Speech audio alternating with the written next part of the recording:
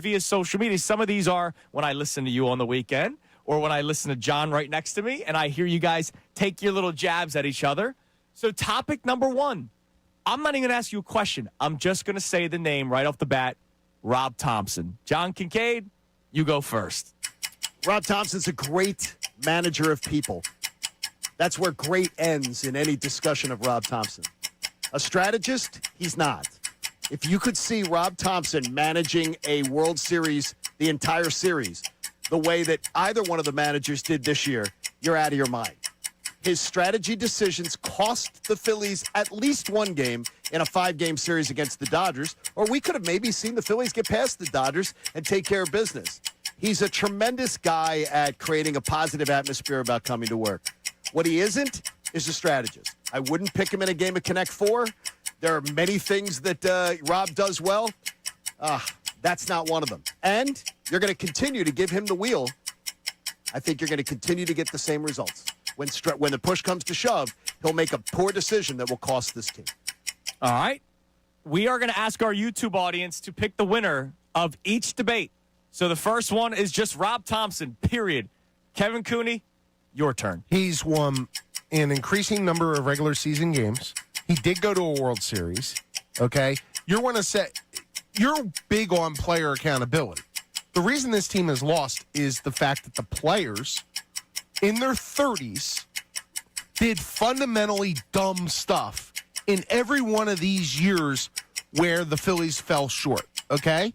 Between swaying out of the zone, base running, fielding, everything. That's not the manager.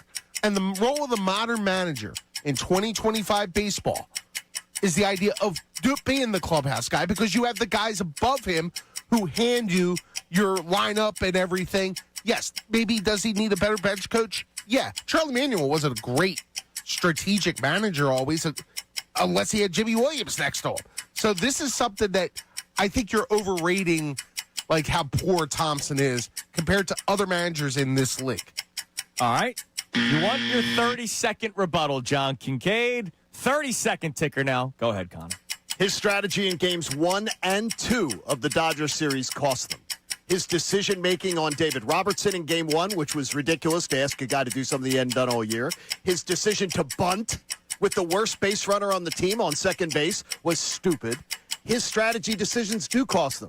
Now, 2023 playoffs against the Mets, I would have done everything like 24. Rob Thompson. 24, excuse me. I would have done everything like he did. I had no critique of him. But his pitching decisions in the Arizona series cost them too. Kevin, one more. All right. Also, look at the roster. Look at the roster. The downfall of this team has been the flaws in the roster and the roster development. One final thing. You're saying John Schneider did a great job with the Blue Jays this year tactically in the playoffs? How about the fact that they didn't have a runner moving with your slow catcher in Game 7 to stay out of a double play? You know, there's a lot of tactical things. You could micromanage every manager in this league and go, boy, this will backfire. Rob Thompson, we just see it every day. All right, we're going to have our YouTube audience vote for who the winner is, and then I will let you guys know at the end of the segment. All right, topic number 2, because John went first on this one. Kevin, the floor is yours on the second one. Why baseball writers should vote for the Hall of Fame. Because we're one of the groups that is around the game constantly. We are there every day. You get to talk to people every day who give you feedback. It's not like a guy who's 24 years old gets the vote on it. It's a guy who normally is in his 40s who has a little depth of perception. Okay? To me, who else are you going to turn to? The NFL Hall of Fame is a joke when it comes to the openness of how people are selected. Okay? Baseball is one of those that is as transparent as anything. Now, do I agree with all the moves that my colleagues make? No. I voted for Clemens and Bonds. But at this point, give me a better way. If it's easy to complain, give me a better way. All right. Johnny, your turn. And by the way, this is one of the social media ones that I found. Go ahead, Johnny. Well, personal agendas and moralists is a big part of the voting process when you give the writers the opinion, because it's so funny. Guys who breathlessly wrote about Bonds and McGuire and how it was great for baseball that they came back are the same people who want to keep people with steroids out of the Hall of Fame. because they all of a sudden get a moral stance after the fact, like, oh, we didn't know. We had no idea. If they are a part of a process, I'm fine with it. They absolutely should have a vote and be a part of it. You can make a committee. I'd make a committee of former players, a committee of former executives. I would have a committee of writers. They would be in on it. And other media members, too. Electronic media is honestly much bigger today in today's society than print media. So I would absolutely have them a part of it, too. But again, senior members that cover the sport, they can be a part of the process, but when their agendas and political opinions become the agenda, that's where it's like, I'm out. All right. I used all minute of that one. Kevin, your 30-second rebuttal. Go ahead. Nobody in electronic media ever has agendas? Nobody? No, team broadcasters don't have agendas? Like, there's certain things here. Like, everybody in the world has an agenda in some way.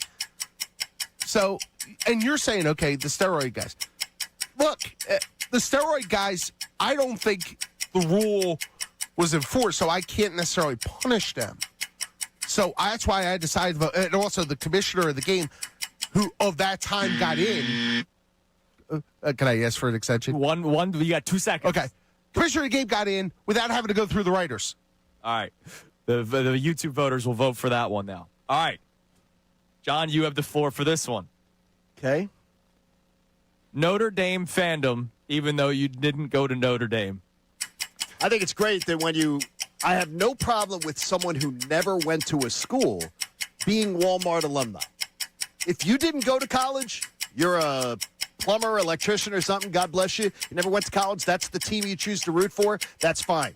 If you went to college and you have teams that you actually could root for, and then you glob on to the success of some program that you couldn't even pick out, and the vast majority couldn't even pick out on a map where South Bend, Indiana is, if you give them a blank map of the United States, I'm out.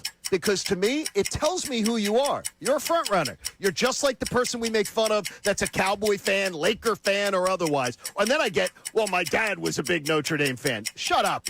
You're from Delco. No, enough. You don't have to be. If you went to college, especially if you went to a place that gives out parchment, root for your program. All right. We're not going to do a rebuttal on this one because we're running. Whoa. No. Oh, you get yours. Hold the okay. Listen, Okay. Kincade and Salciunas, Okay. I'm sorry. We're going to do just your 60-second because we're running out of time here. All right. So, Notre Dame fandom, even though you never went. Kevin, go ahead. A lot of it will be an Irish Catholic, being around a lot of priests who were Notre Dame fans at that point. Also, I went to Temple in the Ron Dickerson era, which meant they didn't have football. I also graduated from Drexel, which doesn't have football. And also, to be honest, all the obnoxious Penn State fans that I had to live around all my life, I just felt like, picking on them back in the 90s. How's that? He may have won me over on that one. You may have won me over on that one. So, The end. All right, the end. All right, one more for you guys. All right, and this is very specific to you two. Well, all these have been. So, Kevin, you will start first. Why the Northeast is greater than Delco. Go.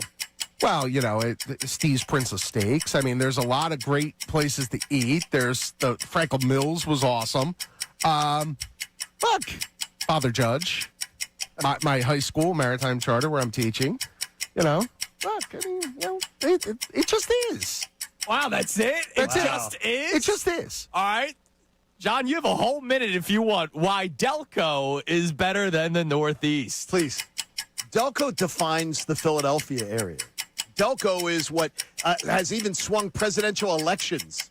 Delco is an area where everybody, even outside of Philadelphia, whether it's Saturday Night Live, Sports Center, or otherwise, knows what Delco is. Because Delco is unique. People from Delco tend to really stick to their roots. And unlike many of the other parts of town, even though I'm one of them who did depart, they tend to stay put.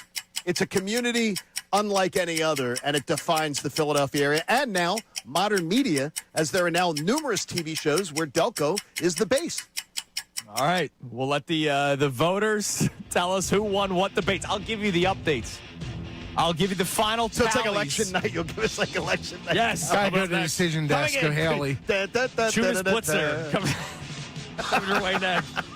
All right, coming up next, not only will we give you the updates on those debates, good job, gentlemen. The NFC East is over. We've talked about it. The Eagles are winning the NFC East. They finally break the trend of no back-to-back winners. We will react to the wild world that is the Dallas Cowboys next.